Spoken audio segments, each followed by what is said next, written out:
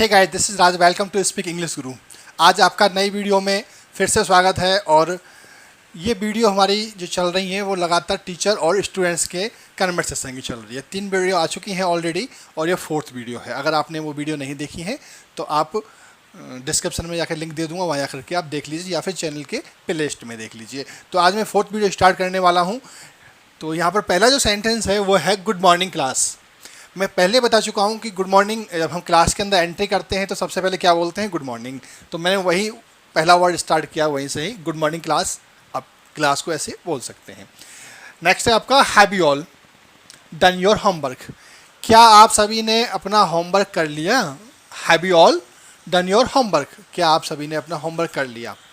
ठीक है, जब आप बच्चों से बोलते हैं कि आपने अपना होमवर्क, क्या आपने अपना होमवर्क कर लिया आप सभी ने, तो आप इंग्लिश में कैसे बोलेंगे कि have you all done your homework. Have you all done your homework. Clear? Next, student क्या रिप्लाई करेंगे हमारे उस समय? Yes sir we have done. Yes sir we have done. हाँ सर हमने कर लिया। ठीक है। Next, always complete yourself. आप बच्चों को मोटिवेशनल थिंग्स दे रहे हो। आप उनको बता रहे हो कि हमेशा अपने आप से कंप्लीट करना है। आपको दूसरे पर नहीं देखना कि वो कितने मार्क्स उसने स्कोर किए हैं या वो कितना पढ़ रहा है, वो नहीं, सिर्फ अपने आप से कंप्लीट करिए आप। ठीक है, जिससे कि आप ज़्यादा से ज़्यादा स्कोर कर पाएँ और अच्छी एजुकेशन गेट कर पाएँ। तो आप कैसे उनको स्पीच दे रहे हैं उस समय कि always complete with your self. Okay. Next, don't talk while studying. पढ़ते समय बातें मत करिए। Don't talk while studying. पढ़ते समय बातें मत करिए। Okay. Next, excuses will not work here. यहाँ बहाने नहीं चलेंगे। यहाँ बहाने नहीं चलेंगे। जैसे कोई बच्चा है और वो बहाने बना रहा है कि सर मेरे पेट में दर्द है, या फिर मैं अपनी नोटबुक घर पे भूल आया है, सर मैं कल दिखा दूंगा। तो आप उस समय बोल सकते हो कि excuses will not work here. यहाँ बहाने नहीं चलेंगे। Okay. Next, prepare your lesson well. अपना लेसन, अपना पाठ अच्छे से तैयार करो, अच्छे से पढ़ो और अच्छे से तैयार करो, क्योंकि एग्जामिनेशन आपके आने वाले हैं। आप बच्चों को इस तरीके से बोल सकते हैं। Next, try to answer by yourself. अपने से उत्तर देने का प्रयास करो। अपने से उत्तर देने का प्रयास करो। जैसे कि कोई आपने मैथ का कोई क्वेश्चन है और आप उसको बता रहे हैं और बार बार बच्चा पूछ रहा है, तो आप उससे बोल सकते हो कि भाई अपने आप सॉल्व करने का प्रयास करो। या फिर कोई आंसर नहीं आ रहा है बच्चे को और बार बार बताने के बावजूद भी नहीं आ रहा है और वो ट्राई ही नहीं कर रहा है, तो देन यू कैन से कि try to answer by yourself. Okay. Next, as I told you earlier. As I told you earlier, जैसा कि मैं पहले ही बता चुका हूँ। जैसा कि मैंने तुम्हें बता दिया।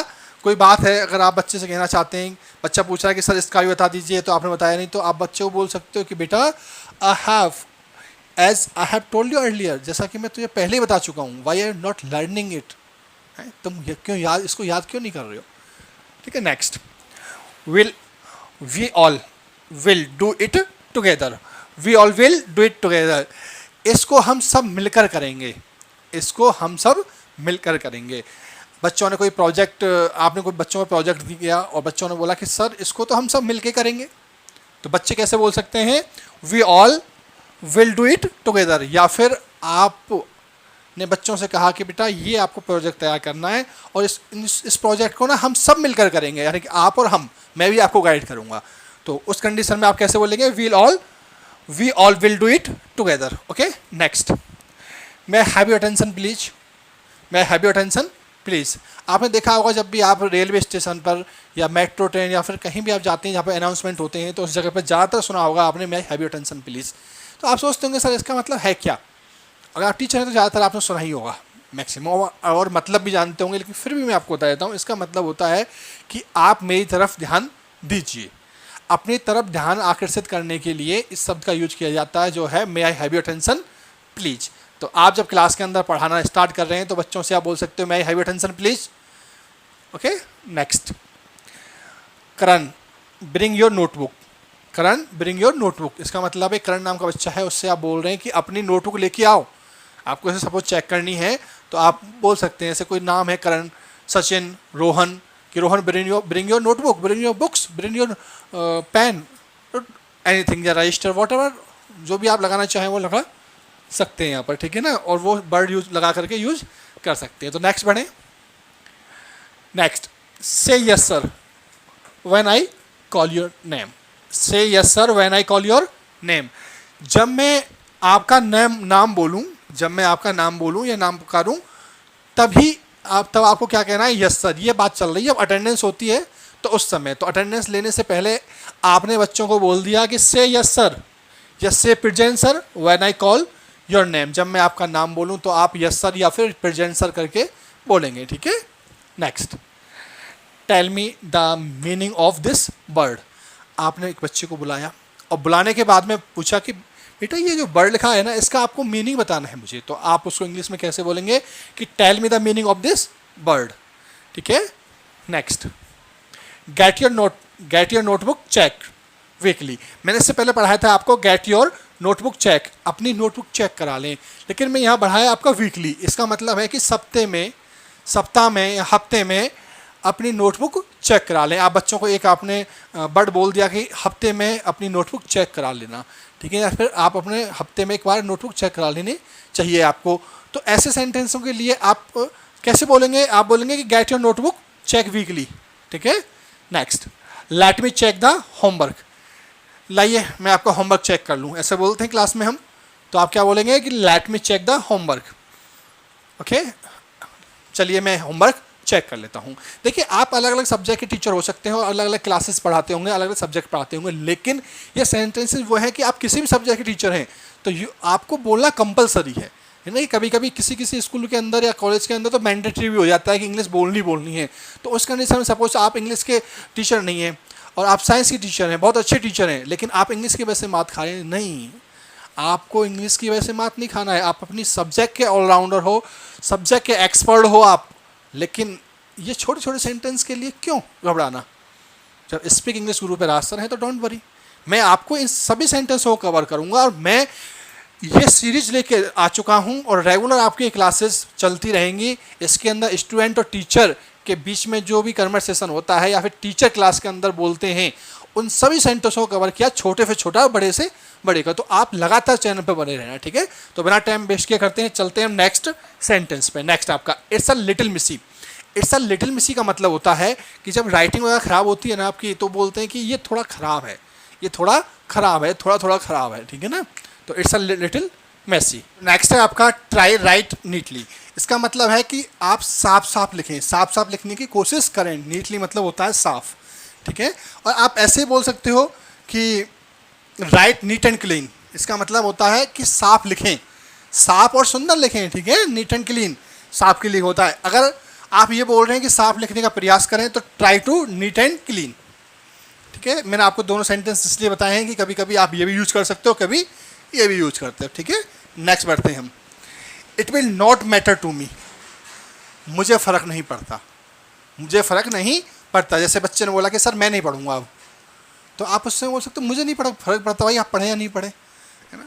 मतलब ये क्या आप बॉन्डिंग कर रहे हो मेरे को, नहीं पढ़ोगे। अरे आप पढ़ रहे तो आप अपने लिए पढ़ रहे हो, ठीक है। ऐसी कभी कभी ऐसी कंडीशन आ जाती है तो आप उस समय क्या बोल सकते हो कि it will not matter to me, इससे मुझे फ़र्क नहीं पड़ता, ठीक है।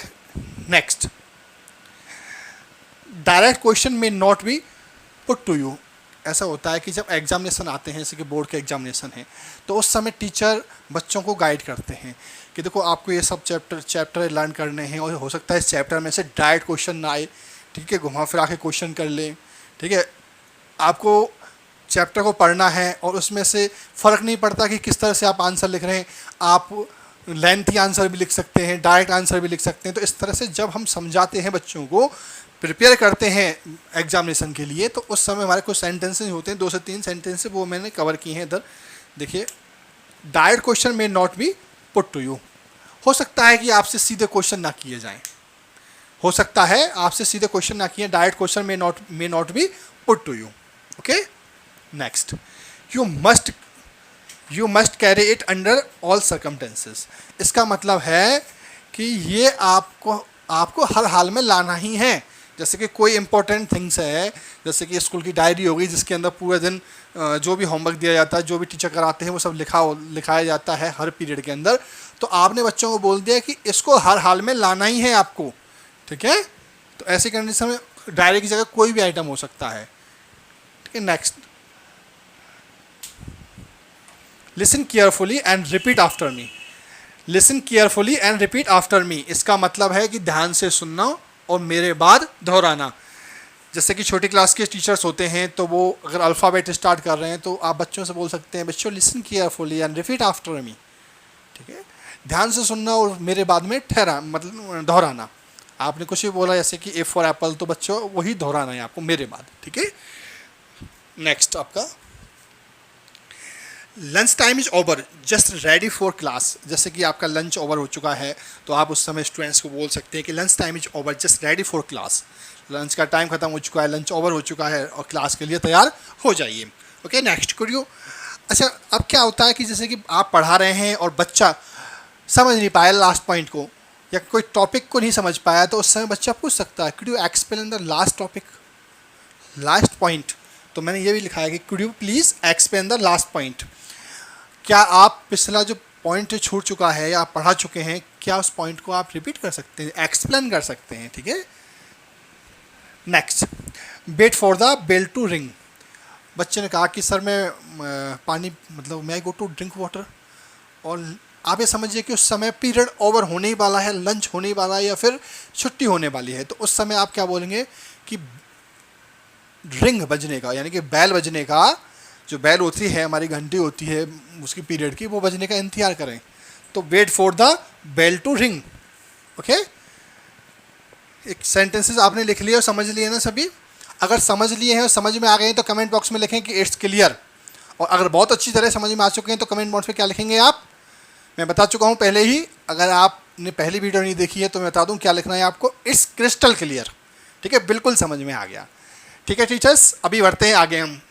Next, only come forward if I call you, if I call your name. कभी ऐसा होता है कि हम बच्चे को हमने बोल दिया कि जब मैं तुम्हारा नाम बोलूँ तभी तुम्हें आगे आना है। बच्चे आगे आगे पीछे होते रहते हैं कभी कि बिना नाम बोले बच्चे आगे, तो आपने एक डायरेक्शन दे दिया कि जब मैं आपका नाम बोलूँ तभी आपको आगे आना है। तो क्या बोला आपने इंग्लिश में, only come forward when I if I call your name. अगर मैं आपका नाम बोलता हूँ तो आपको आगे आना है। You come forward if I call your name. Okay, next, you need to understand the question and the answer it. आपने बच्चे को बोला कि क्वेश्चन को समझने की ज़रूरत है, यानी कि जो क्वेश्चन है ना उसका आंसर तब देने की ज़रूरत है जब आपको वो समझ में आ जाए। ठीक है, तो इस तरीके से हम क्या बोलते हैं हिंदी में, हम बोलते हैं कि प्रश्न को समझने के बाद उत्तर देने की ज़रूरत है। तो हमने क्या लिखा इंग्लिश में, you need to understand the question and the answer it. ठीक है, next, I don't mind if you answer the question in your own words.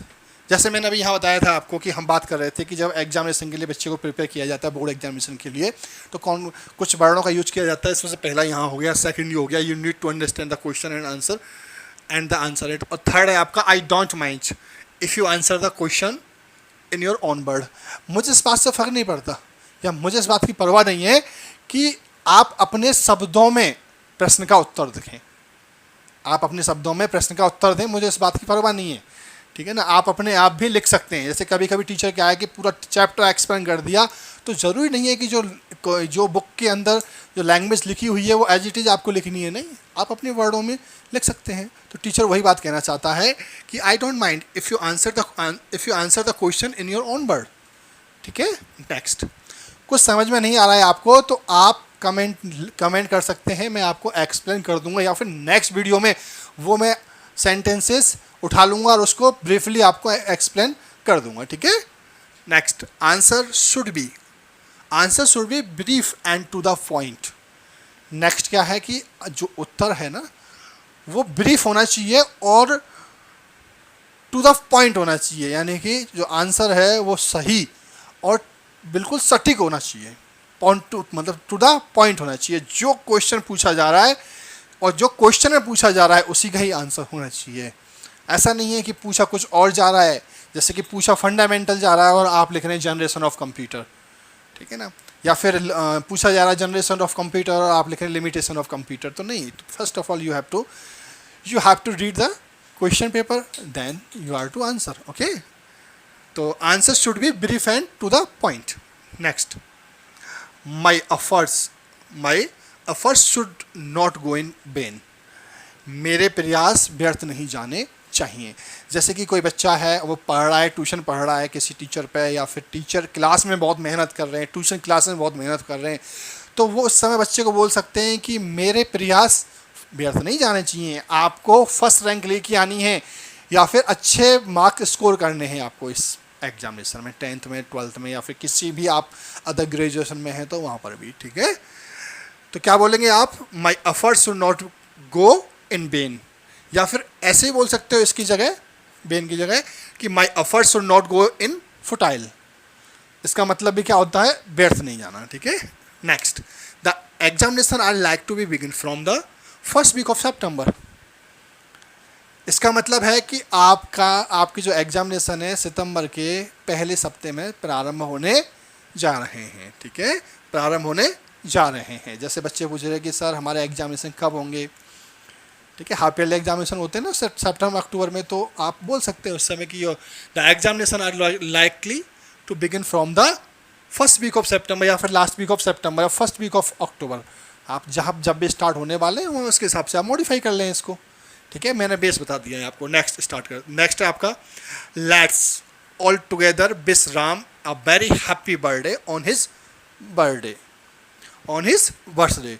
इसका मतलब है जब किसी बच्चे का बर्थडे है और हम सब वहाँ पे गैदर हुए हैं, या फिर हम प्रेयर, आप टीचर हैं और आप प्रेयर स्टेज पे खड़े हुए हैं और किसी बच्चे का बर्थडे या किसी टीचर का बर्थडे है, ठीक है, आप टीचर है साथ का आप उसका नाम लेते हैं, या फिर कोई बच्चा है, बच्चे का तो नाम कॉमन ले ही सकते हैं, तो आप उस समय बोल सकते हैं चलिए आइए सब मिलकर बच्चे को, हम सब मिलकर राम को या सोहन को हम जन्मदिन की बधाई देते हैं। तो आप इंग्लिश में क्या बोलेंगे, let's all together wish Ram a very happy birthday on his birthday.